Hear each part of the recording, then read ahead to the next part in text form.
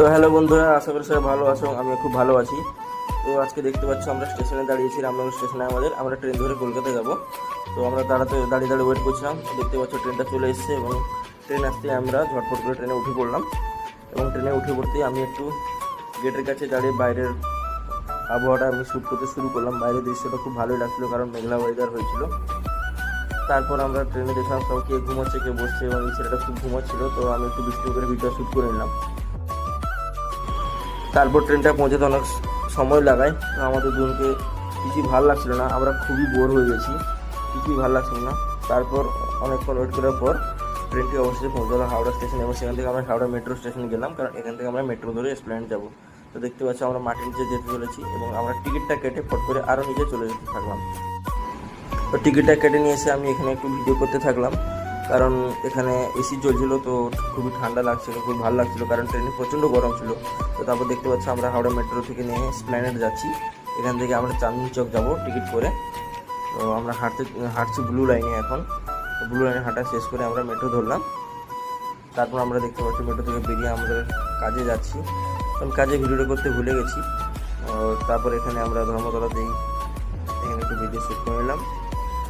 তারপর আমরা একটু খেতে গেলাম। এই দেখতে পাচ্ছ গরমে আমাদের নাজেহাল অবস্থা, একদম খুবই গরম লাগছিল, কিছুই ভালো লাগছিল না। আমরা জাস্ট অস্থির ছিলাম কী করে বাড়ি আসবো। তো রাস্তায় দেখতে পাচ্ছ কীভাবে প্রচণ্ড ট্রাফিক এবং প্রচণ্ড রোড, কিছুই ভালো লাগছিল না আমাদের। এতটা টায়ার্ড ছিলাম যে আমরা অস্থির ছিলাম যে কীভাবে বাড়ি যাব। তো তারপর আমরা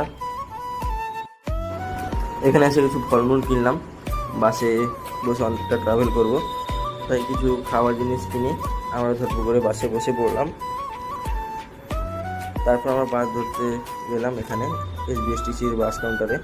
আমাদের সব কিছু কেনা হয়ে গেছে, জাস্ট ঘুরে ঘুরে দেখছিলাম। টিকিটটা আমাদের কাটা হয়ে গেছিলো, জাস্ট আমি ঘুরে ঘুরে ভিডিওটা শ্যুট করছিলাম। তারপর দেখতে পাচ্ছ এখানে বাসে বসে গেছি, বাস ছেড়ে দিয়েছে এবং বাসটা খুবই ভালোই স্পিডে যাচ্ছিলো। তো এখন এটা আমরা ব্রিজে উঠবো।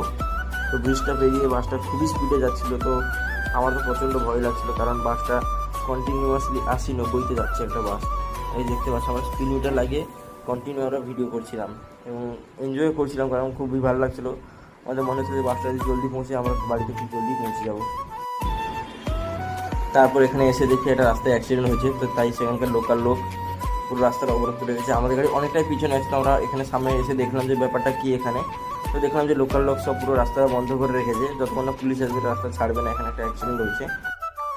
তারপর কিছু বাসটা ছেড়ে দিল এবং দেখতে পাচ্ছি আমরা রামনগরে পৌঁছে বাড়ি যাচ্ছি বাইক করে। আর স্টেশনে বাইক রেখেছিলাম। তো এখানে গণেশ পুজো হচ্ছিলো, এখানে গণেশ পুজোর প্যান্ডেল খুবই ভালো করেছিল। তো